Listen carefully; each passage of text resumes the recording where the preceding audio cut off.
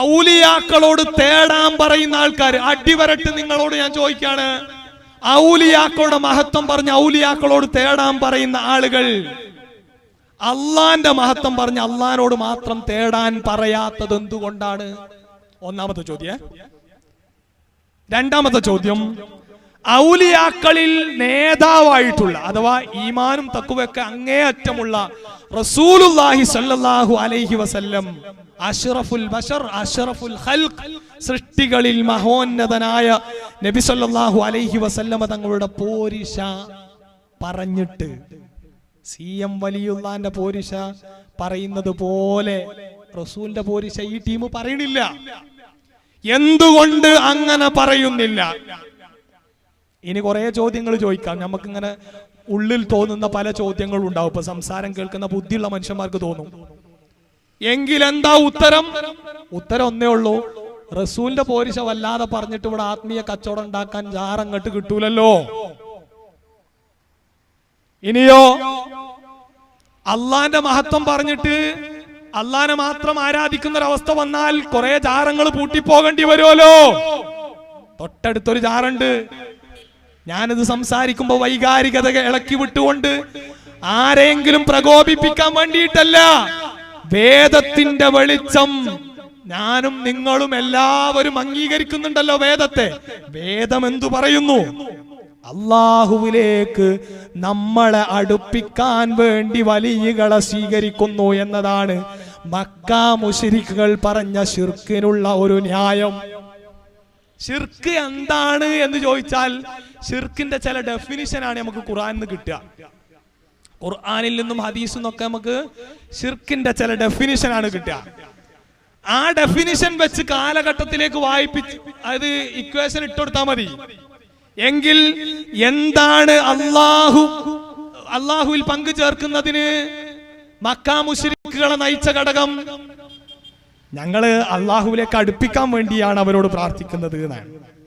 വീണ്ടും സൂറത്ത് സുമർ 39-ാം അധ്യായം ആയത്ത് നമ്പർ നോട്ട് ചെയ്തോളൂ.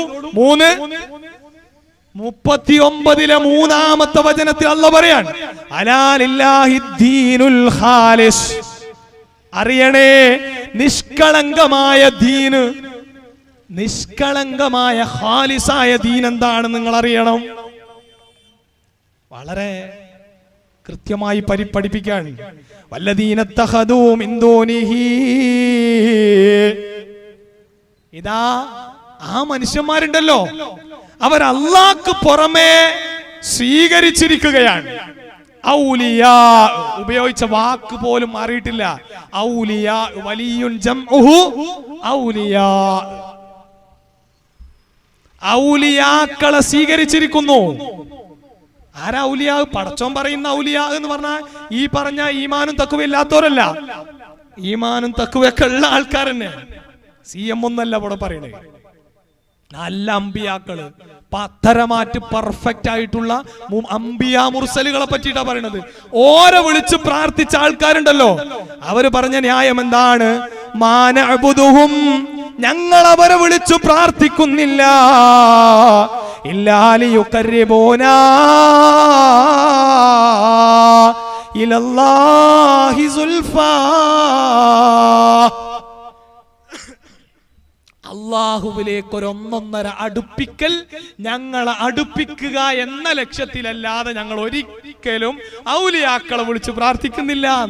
എത്ര മനോഹരം, എത്ര സുതാര്യം, എത്ര സുവ്യക്തം, എത്ര ആത്മീയ ചൂഷണമുക്തം മനോഹരമാണ് വേദം. അത് വെളിച്ചാകും, ഒരു സംശയം വേണ്ട.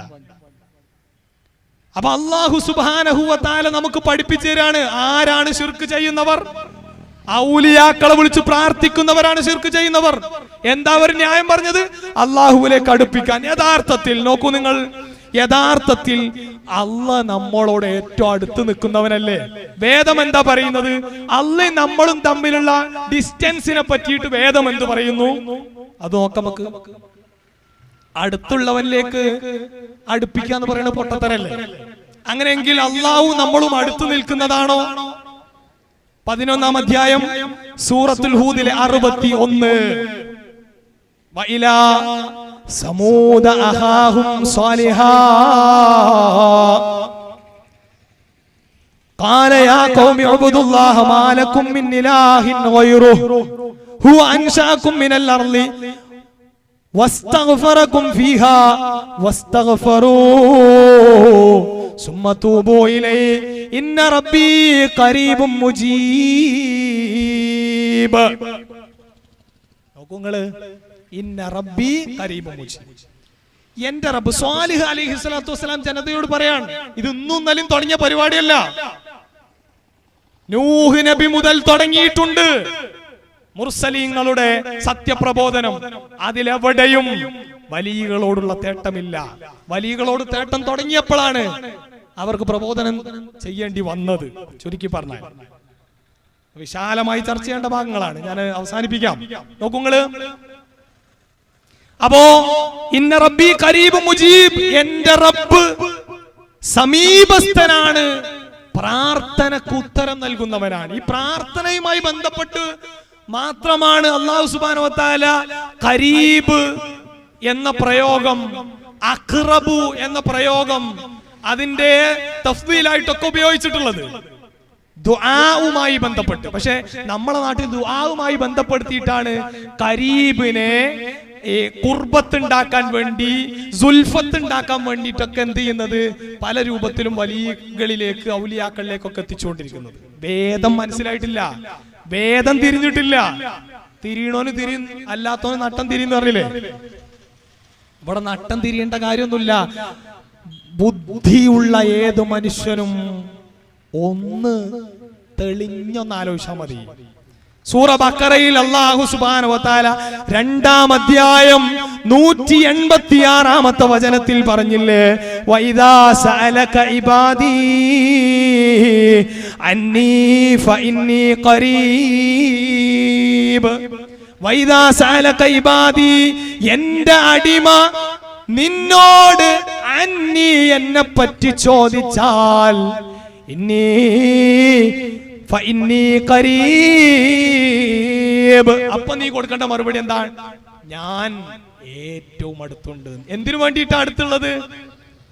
പടച്ചോൻ അടുത്തുണ്ട് എന്നത് ഒരു സൂഫിസത്തിലേക്ക്, അതല്ലെങ്കിൽ അദ്വൈതവാദത്തിലേക്കൊന്നും പോകാൻ വേണ്ടിയിട്ടല്ല. അതുകൊണ്ടാണ് ഞാൻ പറഞ്ഞത്, ദുആവുമായി ബന്ധപ്പെട്ടാണ് ഖുർബത്ത്, സുൽഫത്തൊക്കെ അല്ലാഹുവിലേക്ക് കണക്ട് ചെയ്തിട്ടുള്ളത്. പറയുമ്പോ എല്ലാ കാര്യങ്ങളും പറയണല്ലോ.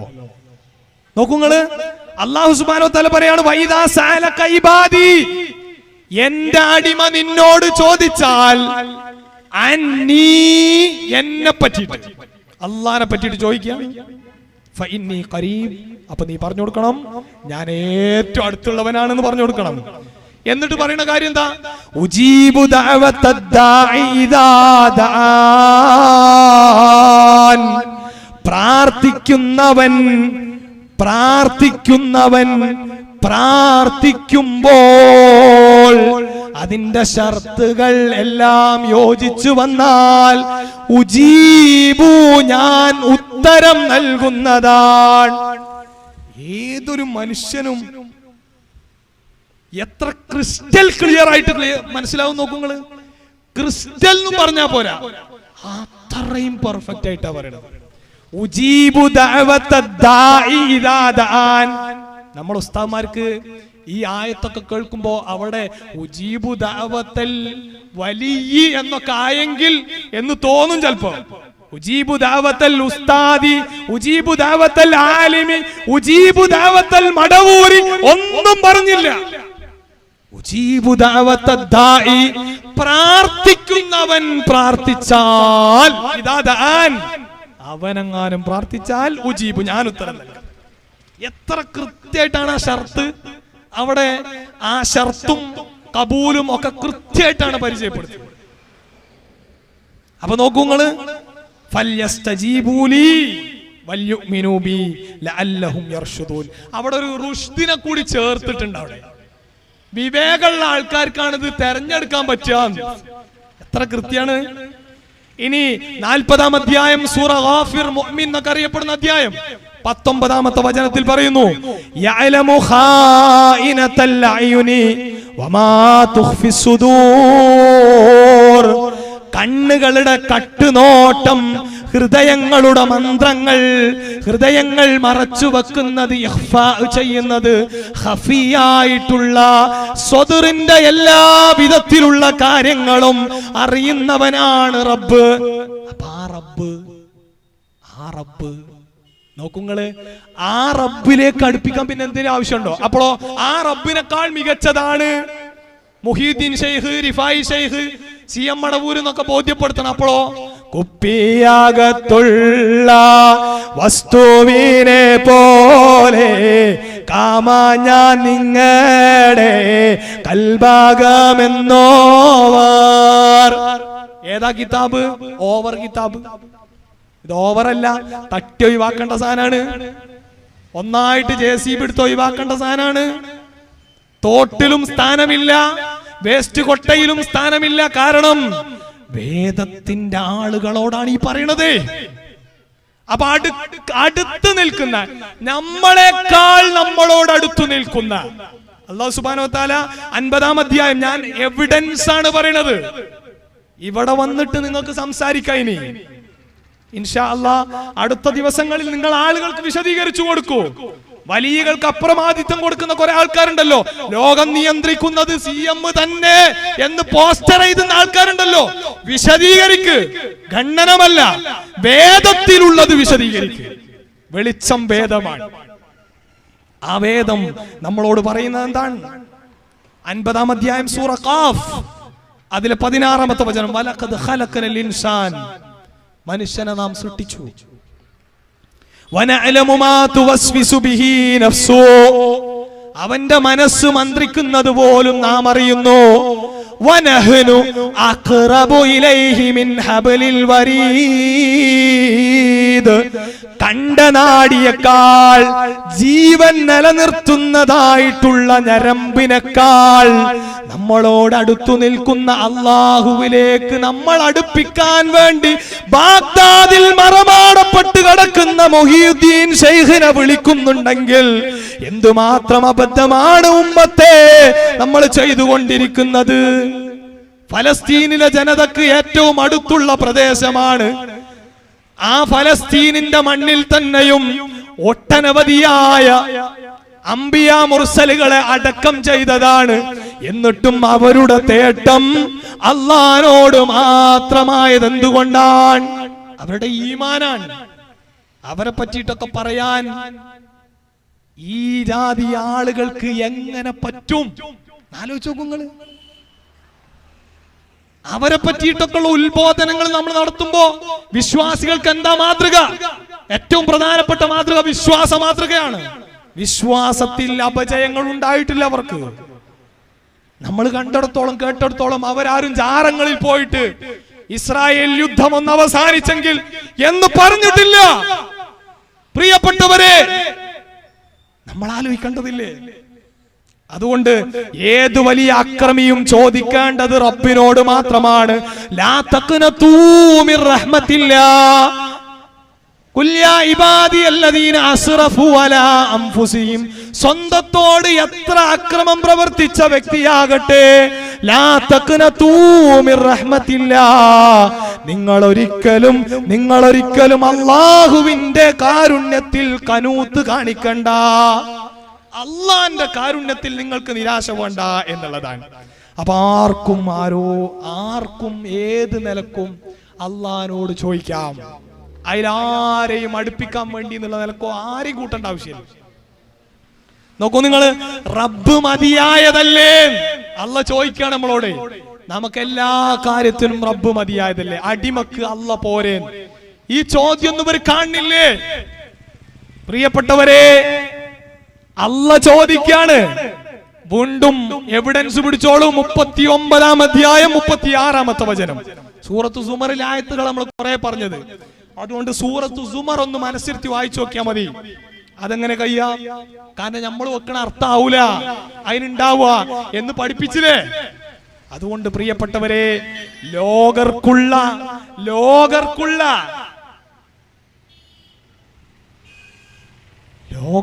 വെളിച്ചമാണ് വിശുദ്ധ ഖുർആൻ.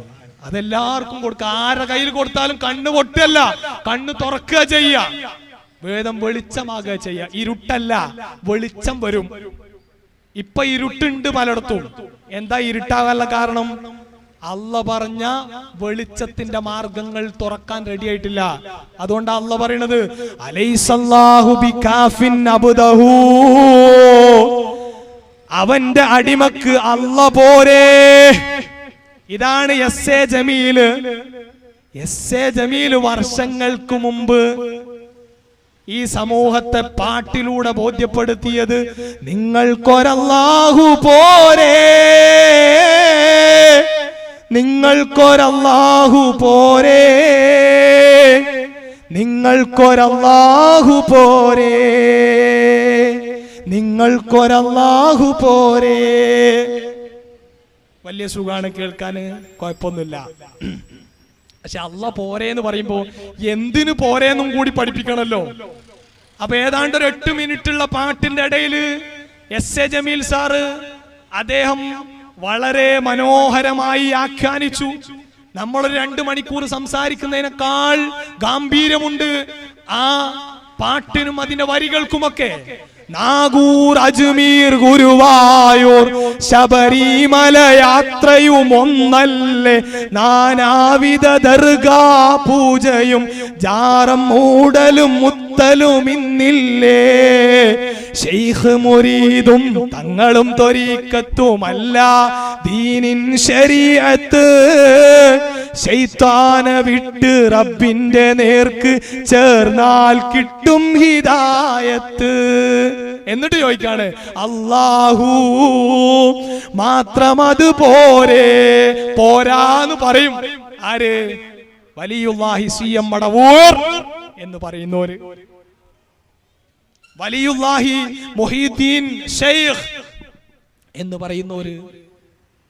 അപ്പൊ ഇവരൊക്കെ നമ്മളെ സംബന്ധിച്ചിടത്തോളം നമുക്ക് കൃത്യമായി നമുക്ക് കാര്യങ്ങൾ മനസ്സിലാക്കാനും ഉൾക്കൊള്ളാനും ഒക്കെ കഴിയേണ്ടതുണ്ട് എന്ന പാഠങ്ങളാണ് നൽകേണ്ടത്. വേദം എന്തു പറയുന്നു? അലൈസല്ലാഹു ബികാഫിൻ അബ്ദ. ഈ ആയത്തിനെ വിശദീകരിച്ചുകൊണ്ട് നമുക്ക് പഠിക്കാൻ പറ്റിയ ഖുർആനിൽ അല്ല എന്തിലൊക്കെ മതിയായതാണ് എന്നുള്ള കുറെ ആയത്തുകളുണ്ട്. ഏതാണ്ട് ഒരു 10ഓളം വചനങ്ങളിൽ വരുന്നുണ്ട്. അലീമായി പടച്ചോ മതി, അലാ കുല്ലി ഷൈഇൻ ഖദീർ, എല്ലാ കാര്യത്തിനും കഴിവുറ്റവനായി പടച്ചോ മതി, ചോദിക്കാൻ പടച്ചോ മതി, കണക്ക് നോക്കാൻ പടച്ചോ മതി. ഇങ്ങനെ എന്തെന്തെല്ലാം കാര്യങ്ങളുണ്ടോ അവിടെയൊക്കെ പടച്ചവൻ മതിയായതാണ്. എനിക്കെന്ത് ദുരിതം വന്നാലും പ്രശ്നം വന്നാലും ബുദ്ധിമുട്ടുകൾ ഉണ്ടായാലും അതൊക്കെയും വിധിക്കുന്നത് എന്റെ വിധികർത്താവായ ഏകനായ അല്ലാഹുവാണ്. അതാണ് പടച്ചോൻ ചോദിച്ചത് അലൈസല്ലാഹു ബിഅഹ്കമിൽ ഹാക്കിമീൻ. നിങ്ങൾക്ക് വിധികർത്താവായി അല്ല പോരെ, വിധികർത്താവായി അല്ല പോരെ.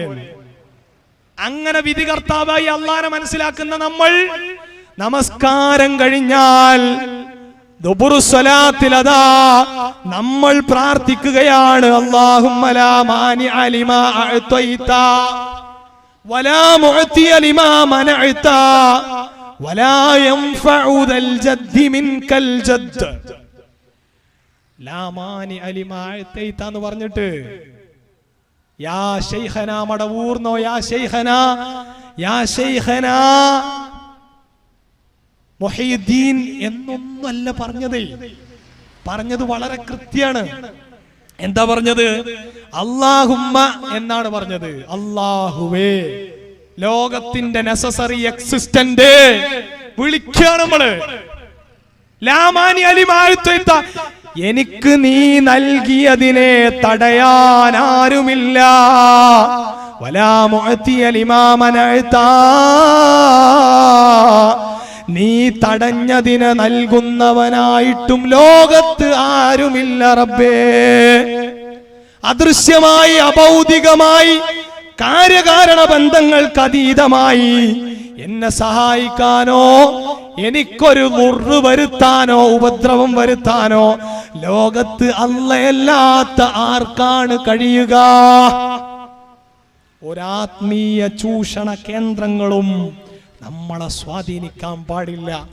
അയൽവാസിയുടെ വീട്ടിൽ വെച്ചിട്ടുള്ള കുഴിയെടുത്ത് അവിടെ കുഴിച്ചിട്ടിട്ടുള്ള എന്തൊക്കെയോ മന്ത്രങ്ങൾ ജപങ്ങൾ എഴുതി വെച്ചിട്ടുള്ള കോഴിമുട്ട, എന്തോ മുട്ടയാകട്ടെ, അല്ലെങ്കിൽ വെള്ളരിയാകട്ടെ, കരിക്കാകട്ടെ, അതിലൂടെ എനിക്കൊരു ഉപദ്രവം വരുത്താൻ സാധിക്കുമെന്ന് വിശ്വസിച്ചാൽ അവന്റെ വിശ്വാസം ശിർക്കിലകപ്പെട്ട് വിശ്വാസമാണ്, ശിർക്ക് കലർന്ന വിശ്വാസമാണ്. പിന്നെ നിർഭയത്തുണ്ടാകുമോ? ഇല്ലല്ലോ. ഇതൊക്കെ ഇങ്ങനെ ചേർത്ത് വായിച്ചാ മതി. എന്റെ സംസാരം കേൾക്കുന്നവരെ ചേർത്ത് വായിക്കിൻ. ഒരു കരിക്ക് കണ്ട് എന്തെങ്കിലും എഴുത്ത് കണ്ട് പേടിക്കുന്ന മനുഷ്യന്മാര്, ആ പേടിക്കുന്ന മനുഷ്യന്മാര് മനസ്സിലാക്കേണ്ടത് വിശ്വാസം ശരിയായിട്ടില്ല എന്നുള്ളതാണ്. അവിടെ ശിർക്ക് കലർന്നു, അവിടെ വിശ്വാസം പാളി. അപ്പൊ വിശ്വാസം പാളുന്നതിനെ, ആത്മീയ ചൂഷകർ നമ്മളെ മുതലെടുക്കുന്നതിനെ കൃത്യമായി നമ്മൾ ഉൾക്കൊള്ളണം. അതുകൊണ്ട് ഒരു സിഹ്റിനും ഒരു കണ്ണേറിനും ഒരു മാട്ടുമാരണങ്ങൾക്കും നമ്മളെ ഒരു ചുക്കും ചെയ്യാൻ കഴിയില്ല. ഒരു കുട്ടിച്ചാത്തനും ഒരു കുറ്റിച്ചൂളനും ഒരൊടിയനും ഒരു ചാത്തനും നമ്മളെ ഒന്നും ചെയ്യാൻ കഴിയുമെന്ന് നമ്മൾ വിശ്വസിച്ചാൽ അത് വിശ്വാസത്തിൽ പ്രശ്നമാകും. എത്രയെത്ര കൊലപാതകങ്ങൾ ഈ കേരളക്കരയിൽ നടന്നു, നമ്മൾ മറന്നുപോകാൻ. ഈ വേങ്ങരയിൽ പോലും എത്രയെത്ര ആത്മീയ ചൂഷണ കേന്ദ്രങ്ങൾ ലൈസൻസോടെയും ലൈസൻസ് ഇല്ലാതെയും പ്രവർത്തിക്കുന്നു. ഞാൻ ലൈസൻസ് എന്ന് പറഞ്ഞത് നിയമപരമായിട്ടുള്ള കാര്യമല്ല. ആ ബോധപൂർവം ഈ ആളുകളുടെ മഹല്ല് കമ്മിറ്റിയൊക്കെ അറിഞ്ഞിട്ടും അതല്ലാതെയും എന്തത് നല്ല സുഖമുള്ള പരിപാടിയാണ്, നയിക്കാതെ തിന്നാൻ പറ്റുന്ന പരിപാടിയാണല്ലോ. ആരാണെങ്കിലും ഒന്ന് പരിശ്രമിക്കാം എന്ന് വിചാരിക്കും. പക്ഷെ എവിടെ പ്രശ്നം? എവിടെ പ്രശ്നം? ഒന്നും കൊണ്ടോകാൻ ഉണ്ടാവില്ല. മസലുല്ലദീന കഫറൂ ബിറബ്ബിഹിം അഅമാലുഹും കറമാദിൻ ഇസ്തത്തത് ബിഹി റീഹു ഫീ യൗമിൻ നാസിഫ് ലാ യഖ്ദിറൂന മിമ്മാ കസബു വലാ ശൈ ദാലിക ഹുവൽ ളലാലുൽ ബഈദ്. സൂറ ഇബ്രാഹിമിന്റെ 18ാമത്തെ വചനത്തിൽ അല്ലാഹ് പഠിപ്പിക്കുന്ന ഒരു കാര്യമുണ്ട്. പ്രിയപ്പെട്ടവരെ, ഏറ്റവും വലിയ വഴികേട് എന്താണെന്നറിയോ? നമ്മൾ കുറെ കാര്യങ്ങളൊക്കെ ചെയ്തു പോയിട്ടുണ്ട്, സോഷ്യൽ വെൽഫെയർ, ബാക്കി കാര്യങ്ങളൊക്കെ നമ്മൾ ചെയ്തിട്ടുണ്ട്. നമ്മുടെ വിശ്വാസം റെഡി അല്ലെങ്കിൽ ഒന്നും ശേഷിപ്പുണ്ടാവുകയില്ല എന്നുള്ളതാണ്. അതുകൊണ്ട് വിശ്വമാനവികതക്കുള്ള വെളിച്ചമായിട്ട് ഖുർആനെ കാണാൻ നമുക്ക് കഴിയണം. സൂറ ഇബ്രാഹിമിലെ തന്നെ 1ാമത്തെ വചനം അതാണ് പഠിപ്പിക്കുന്നത്. അലിഫ് ലാം റാ കിതാബുൻ അൻസൽനാഹു ഇലൈക ലിതുഖ്രിജൻ നാസ മിനൽ ളുലുമാതി ഇലൻ നൂർ ബിഇദ്നി റബ്ബിഹിം ഇലാ സിറാത്തിൽ അസീസിൽ ഹമീദ്. സ്തുത്യർഹനായിട്ടുള്ള പ്രതാപിയായിട്ടുള്ള അവരുടെ റബ്ബിന്റെ പാതയിലേക്ക് അവരെ എത്തിക്കുന്നതാണ് വിശുദ്ധ ഖുർആൻ. അതെല്ലാ വിധത്തിലുമുള്ള അന്ധകാരങ്ങളിൽ നിന്നും അന്ധവിശ്വാസങ്ങളിൽ നിന്നും മോചിപ്പിക്കുന്നതാണ്, മനുഷ്യനെ ഏറ്റവും വെളിച്ചത്തിലേക്ക് എത്തിക്കുന്നതാണ്. സർവ്വ അനാചാരങ്ങളിലും അക്രമങ്ങളിലും കൂത്താടി ജീവിച്ച ഒരു ജനപദത്തെ റസൂലുള്ളാഹി സ്വല്ലല്ലാഹു അലൈഹി വസല്ലം സംസ്കരിച്ച് അത്യുത്കൃഷ്ടരായി തീർത്തത്, അത്യുത്കൃഷ്ടരാക്കി തീർത്തത് ഈ വേദം ഒന്നുകൊണ്ട് മാത്രമായിരുന്നു. പഠിച്ചു വച്ചോളോ. 62ാം അധ്യായത്തിന്റെ വേദപുസ്തകത്തിലെ 2ാമത്തെ വാചകം, ഹുവല്ലദീ ബഅസ ഫിൽ ഉമ്മീന റസൂലൻ മിൻഹും യത്ലൂ അലൈഹിം ആയാതിഹി വയുസക്കീഹിം വയുഅല്ലിമുഹുൽ കിതാബ വൽ ഹിക്മ വഇൻ കാനൂ മിൻ ഖബ്ലു ലഫീ ളലാലിൻ മുബീൻ. ഞാൻ അവസാനിപ്പിക്കുകയാണ് പ്രിയപ്പെട്ടവരെ. വേദം കൊണ്ടാണ് ഒരു സമൂഹം സംസ്കരിക്കപ്പെട്ടത്. വേദം കൊണ്ടാണ് ഒരു സമൂഹം സംസ്കരിക്കപ്പെട്ടത്. ഇതങ്ങോട്ട് ഓതി കൊടുത്തു, അവർക്കറിയണ ഭാഷയാണ്. അതുകൊണ്ട് നമ്മൾ പറയണത്, നിങ്ങൾ റസൂല് പറഞ്ഞിടത്തേക്ക് വരൂ. വെള്ളിയാഴ്ച നാളെയും നമ്മുടെ ഈ പരിസര പ്രദേശങ്ങളിൽ എല്ലായിടത്തും പള്ളികളിൽ ജുമാ ഖുത്ബ നടക്കും. പക്ഷെ ആ ജുമാ ഖുത്ബയിലും ആളുകൾ നട്ടം തിരിയാണ്. കാരണം റസൂലിന്റെ നാട്ടുകാർക്ക് അറിയണ ഭാഷ അറബിയായിരുന്നു. അവർക്കത് ഓതി കൊടുത്താൽ തന്നെ തിരിയും. എന്നാൽ നമ്മുടെ നാട്ടിൽ എന്താ ചെയ്യേണ്ടത്? റസൂല് പറഞ്ഞു, യഖ്റഉൽ ഖുർആൻ, നിങ്ങൾ ഖുർആൻ ഓതിക്കൊടുക്ക്, വയുദക്കിറുന്നാസ്, ജനങ്ങളെ നിങ്ങൾ ഉത്ബോധിപ്പിക്കുക. അപ്പോഴോ ഉത്ബോധനം എന്ന് പറയുമ്പോൾ അത് മലയാളത്തിലാകണം. അപ്പൊ ആ മലയാളത്തിൽ ഖുതുബ പറഞ്ഞ ആൾക്കാർക്ക് തിരിയും. ഇനിയോ ഇങ്ങനെയുള്ള പ്രഭാഷണ പരമ്പരകൾ നടത്തുമ്പോ അവിടെ അവർക്ക് പറയാനുള്ളതൊക്കെ തന്നെയല്ലേ. സഹോദരങ്ങളെ, ഇങ്ങനെ വിമർശിക്കണമെന്ന് വിചാരിച്ചിട്ടല്ല, പക്ഷേ സാധുക്കളിൽ സാധുക്കളായ മനുഷ്യന്മാരെ നിങ്ങളൊരു കാര്യം ആലോചിക്കണം. അള്ളാന്റെ റസൂല് സംസ്കരിച്ചത് ഈ വേദം കൊണ്ടാണ്. നമുക്കും സംസ്കരിക്കാൻ ഉള്ളത് ഈ വേദം തന്നെയാണ്. അതാണ് നമ്മളെ കയ്യിൽ ഏൽപ്പിച്ചിട്ടുള്ളത്. തറക്തു ഫീകും അംറൈൻ ലൻ തളില്ലു മാ തമസ്സക്തും ബിഹിമാ കിതാബുല്ലാഹി വസുന്നത റസൂലി. അള്ളാന്റെ റസൂലിന്റെ സുന്നത്തും അതുപോലെ തന്നെ കിതാബുമാണ് നമ്മുടെ അടുത്ത് ഉള്ളത്. അന്ന് റസൂലിന്റെ കാലഘട്ടങ്ങളിൽ നിലനിന്നിരുന്ന മൂല്യച്യുതികൾ, ലഹരിയുടെ അതിപ്രസരം, അതിക്രമങ്ങൾ, മാനുഷിക ബന്ധങ്ങളിലെ തകർച്ചകൾ, സാമ്പത്തിക അരാജകത്വങ്ങൾ തുടങ്ങി എല്ലായിടങ്ങളിലും ഖുർആൻ ജീവിതം കൊണ്ട് പഠിപ്പിക്കുകയായിരുന്നു പ്രവാചകൻ സല്ലല്ലാഹു അലൈഹി വസല്ലം. മാറ്റം നമുക്ക് അനിവാര്യമാണ്, മാറ്റം സാധ്യവുമാണ്. ഫലസ്തീൻ ഇസ്രായേൽ യുദ്ധത്തിന്റെ പശ്ചാത്തലത്തിൽ മുസ്ലിങ്ങളുടെ നിലപാടെന്താണ്?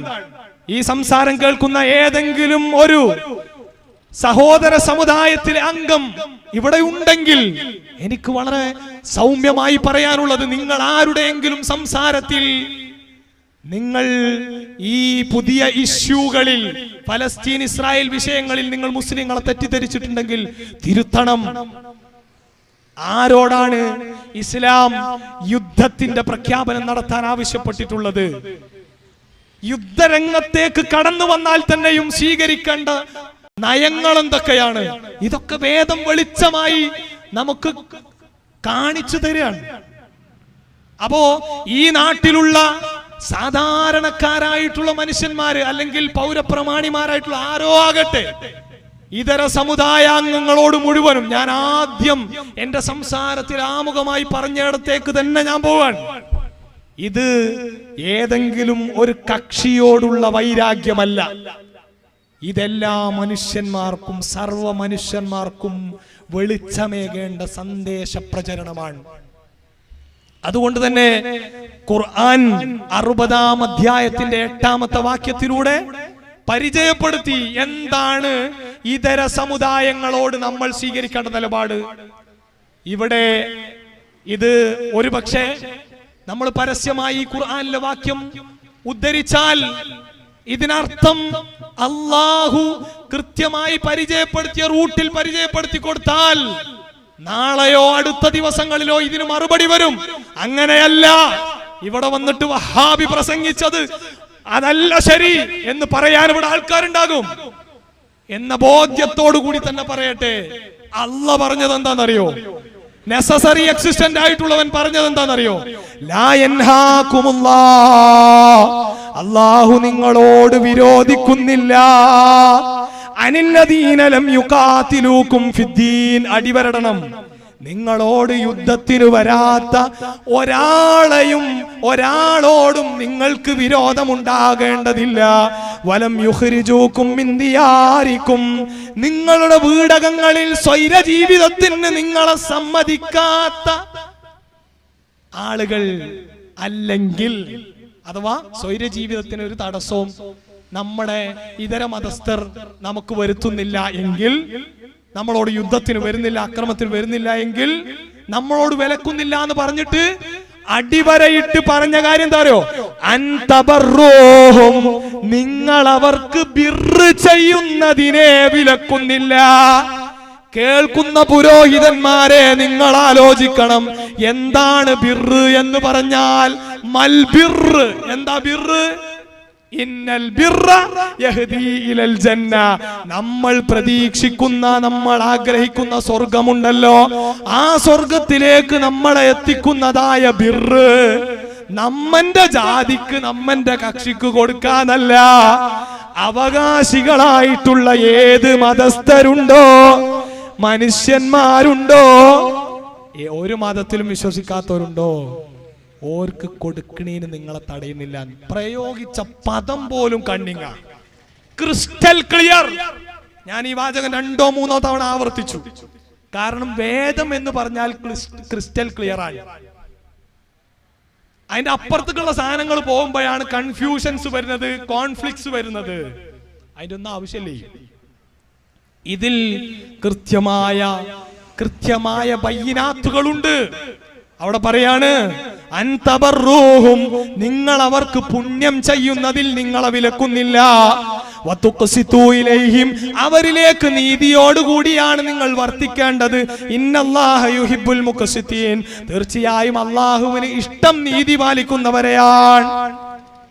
അപ്പൊ നല്ല മനുഷ്യനാകാൻ വേണ്ടിയിട്ടാണ് ഈ ലോകത്ത് അല്ലാഹു സുബ്ഹാനഹു വ തആല, പ്രപഞ്ചത്തിന്റെ നാഥൻ, അതിന്റെ ട്രെയിനിങ്, അതിന്റെ പരിശീലനം എന്ന നിലക്കാണ് ഇവിടെ ആരാധനകൾ ഒക്കെ സംവിധാനിച്ചിട്ടുള്ളത്. നിങ്ങൾ നോക്കൂ, നമസ്കാരം, സക്കാത്ത്, നോമ്പ്, ഹജ്ജ്, ഇതൊക്കെ മുസ്ലിങ്ങൾ നിർവഹിക്കുന്നു.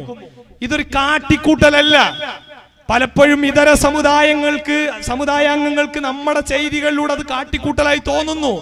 എന്തുകൊണ്ടാണ് അങ്ങനെ തോന്നുന്നത്? വേദം പറഞ്ഞതുപോലെ അത് നിർവഹിക്കാൻ റെഡിയാകാത്തതുകൊണ്ടാണ്.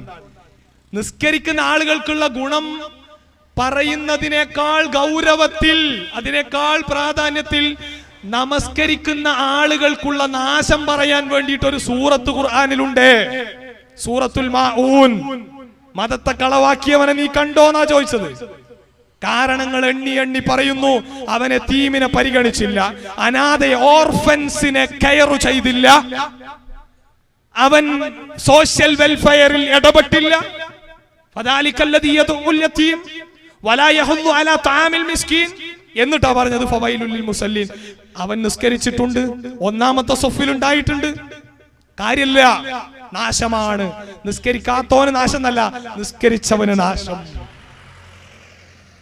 അല്ലദീനഹും അൻ സലാത്തിഹിം സാഹൂൻ അല്ലദീനഹും യുറാഊൻ, അവരവർ നമസ്കാരവുമായി ബന്ധപ്പെട്ട അശ്രദ്ധരാണ്, ആൾക്കാരെ കാണിക്കാൻ വേണ്ടി ചെയ്യുന്നവരാണ്. പിന്നെ പറയുന്നത് വയംനഊനൽ മാഊൻ, അവർ പരോപകാരത്തെ തടയുന്നവരാണ്. അപ്പൊ പരോപകാരം തടഞ്ഞ് നമ്മൾ നമസ്കരിക്കാൻ വരുന്ന വഴികളിലെ അന്ധരെയും അതുപോലെ തന്നെ പാവപ്പെട്ടവരെയും ഒക്കെ കാണാതെ നമ്മൾ നിസ്കരിക്കാൻ വന്ന് നിസ്കരിച്ച് തിരിച്ച് വീട്ടിലേക്ക് പോകുന്നുണ്ടെങ്കിൽ ആ നിസ്കാരം അല്ലാഹുവിന് ആവശ്യമില്ല. വിശ്വമാനവികതയെ അഡ്രസ് ചെയ്യുകയാണ് ഖുർആൻ. വിശ്വമാനവികതയെ അഡ്രസ് ചെയ്യുമ്പോ നിസ്കാരം റെഡിയാക്കിക്കോ. എന്തിന്? മാനവികതക്ക് വേണ്ടിയിട്ട്. നമ്മൾ കുമ്പിടുമ്പോ, നമ്മൾ സുജൂദിലേക്ക് പോകുമ്പോ നമ്മുടെ ആഗ്രഹം സ്വർഗമാണെങ്കിലും ആ ആഗ്രഹം സ്വർഗമാകുന്നതോടൊപ്പം നാളെ മറ്റന്നാൾ എന്റെ കൂടെ ജീവിക്കുന്നവർക്ക് എന്റെ നിസ്കാരം കൊണ്ട് എന്ത് കിട്ടി എന്ന് ചോദിച്ചാൽ അവർ പട്ടിണി കിടക്കാതെ ജീവിക്കുന്നു. ഒരു ഉത്തര. അവൻ നടു റോട്ടിൽ കിടക്കേണ്ട അവസ്ഥ വരൂല. കാരണം എന്റെ നിസ്കാരം എന്നെ പഠിപ്പിച്ചത്, മതം എന്നെ പഠിപ്പിച്ചത് മനുഷ്യനാകാൻ വേണ്ടിയിട്ടാണ്. അത്തരത്തിലുള്ള സംസ്കാരങ്ങൾ നമ്മൾ രൂപപ്പെടുത്തിയെടുക്കണം. ഗുണങ്ങൾ രൂപപ്പെടുക എന്നുള്ളതാണ് പ്രധാനം. സക്കാത്തിലൂടെ ഒക്കെ അതാണ്, ഞാൻ വിശദീകരിക്കുന്നില്ല. നമ്മുടെ സ്വഭാവ രംഗത്ത് പരസ്പരം അനുകമ്പയും വിട്ടുവീഴ്ചയും സഹവർത്തിത്വവും ഒക്കെ പാലിക്കാൻ വേണ്ടിയിട്ടാണ് വേദം നമ്മളോട് കൽപ്പിക്കുന്നത്. നോക്കുങ്ങൾ, ഒരിക്കൽ പ്രവാചകൻ സല്ലല്ലാഹു അലൈഹി വസല്ലം തങ്ങളുടെ സദസ്സിലേക്ക് ഒരു വ്യക്തി കടന്നു വരുമ്പോ ആ വ്യക്തി വരുന്നതിന്റെ തൊട്ട് മുമ്പായിട്ട് റസൂൽ പറഞ്ഞത്, ഇനി ഈ സദസ്സിലേക്ക് വരുന്ന ആള് സ്വർഗത്തിലാണ് കേട്ടോ. ഇനി സദസ്സിലേക്ക് വരുന്ന ആള് സ്വർഗത്തിലാണ്. അപ്പോ സ്വർഗത്തിലാണ് എന്ന് പറഞ്ഞ് വലിയ കാര്യമാക്കിയല്ലോ സഹാബത്ത്. എന്തെങ്കിലുമൊക്കെ റീസൺ ഉണ്ടാവും. രണ്ടാമതും മൂന്നാമതും മറ്റു സാഹചര്യങ്ങളിൽ ഇതേ വ്യക്തി കടന്നു വരുന്നതിന്റെ തൊട്ട് മുമ്പായിട്ട് പറയാണ്, ഇനി വരുന്ന ആള് സ്വർഗത്തിലാണ്. അപ്പോ എന്താണെന്ന് അന്വേഷിച്ചപ്പോ അവസാനം, ഞാൻ അതിന്റെ വിശദീകരണത്തിൽ പോണില്ല, അദ്ദേഹം അതിന് കൊടുത്ത മറുപടി, ഇവർക്ക് വേറൊന്നും അദ്ദേഹത്തിൽ കാണാനില്ല. അദ്ദേഹം കൊടുത്ത ആരാധനകളിൽ ഒരു വർധനവ് ഒന്നും മറ്റുള്ളവരെക്കാൾ കൂടുതലൊന്നുമില്ല. അപ്പൊ അദ്ദേഹം അതിന് കൊടുത്ത മറുപടി എന്തായിരുന്നു എന്നറിയങ്ങള്? ഒരാളോടും പകയോ വിദ്വേഷമോ അസൂയമോ വൈരാഗ്യമോ വൈമനസ്യമോ ഒന്നും സൂക്ഷിക്കാറില്ല എന്നുള്ളത്. ഇങ്ങനെ കുറെ സംഭവങ്ങൾ നമുക്ക് പ്രിയപ്പെട്ടവരെ വിശുദ്ധ ഖുർആനിൽ നിന്നും പ്രവാചകാധ്യാപനങ്ങളിൽ നിന്നും മനസ്സിലാക്കാൻ സാധിക്കും. അതുകൊണ്ട് മനുഷ്യനാകണം. വേദത്തിന്റെ വെളിച്ചം ഉള്ളിലേക്ക് പ്രസരിച്ചാൽ തീർച്ചയായും ചൊവ്വായതിലേക്ക് വഴി നടത്തുന്ന വേദം നമ്മളെ സംസ്കരിക്കും, അത് മാത്രമാണ് നമ്മളെ സംസ്കരിക്കാനുള്ള വഴി എന്ന് നമ്മൾ തിരിച്ചറിയേണ്ടതുണ്ട്. നമ്മളൊക്കെയും ആഗ്രഹിക്കുന്നത് മരണാനന്തരം വരാനിരിക്കുന്നതായിട്ടുള്ള അനന്തമായ, അനശ്വരമായ, അനുസ്യൂതമായിട്ടുള്ള ആ പാരത്രിക ജീവിതത്തിലെ സ്വർഗീയ അനുഭൂതികളാണ്. സ്വർഗീയ അനുഭൂതികളാണ് നമ്മുടെയൊക്കെ ലക്ഷ്യം. സ്വർഗമാണ്. സ്വർഗത്തെ കാണുമ്പോൾ സ്വർണ്ണനൂലിൽ തീർത്ത കട്ടിലു കാണാം നമുക്ക്.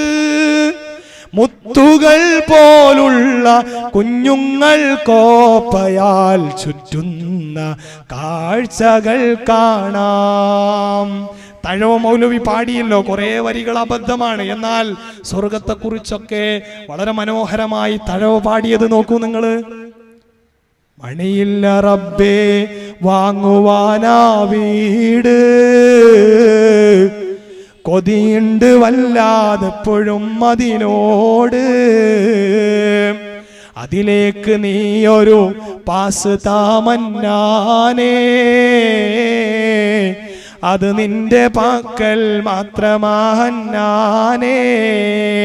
കിളക്കേണ്ട, പൂട്ടേണ്ട, വെയിൽ കൊള്ളേണ്ട, നിനക്കുള്ളതൊന്നും നീ അതിൽ കരുതേണ്ട. അതിലുണ്ട് മുന്തിരിത്തോട്ടവും റുമ്മാനും, രസമുള്ളതാ കദളിപ്പഴം തിന്നാനും. ഹിദ്മത്തിനായി കാണാം അതിൽ ചില കുട്ടികൾ, കാഴ്ചക്ക് തോന്നും നല്ല കൗതുകമുത്തുകൾ. പറക്കും ശരീർ അതിലുണ്ട് കാറെടുക്കേണ്ട, നീ കരുതിയാൽ മതി പാറുമേ പറയണ്ട. ഇങ്ങനെ ഒരുപാട് ഒരുപാട് അനുഭൂതികൾ നിറഞ്ഞ സ്വർഗം. ആ സ്വർഗത്തെ അത് മുസ്ലിമീങ്ങൾക്ക് മാത്രം ഒരുക്കപ്പെട്ടതല്ല. വേദത്തെ ഉൾക്കൊണ്ടുകൊണ്ട്, വേദത്തിന്റെ വെളിച്ചം അംഗീകരിച്ചുകൊണ്ട്, ആ വേദത്തിന്റെ വെളിച്ചത്തിലൂടെ മുന്നോട്ട് പോകാൻ ആര് റെഡിയാകുന്നുവോ അവന്റെ പേരാണ് മുസ്ലിം. അല്ലാതെ ഒരു കുത്തക നാമമല്ല അത്. അതുകൊണ്ട് നമ്മൾ ക്ഷണിച്ചത് മുഴുവൻ മനുഷ്യന്മാരെയുമാണ്.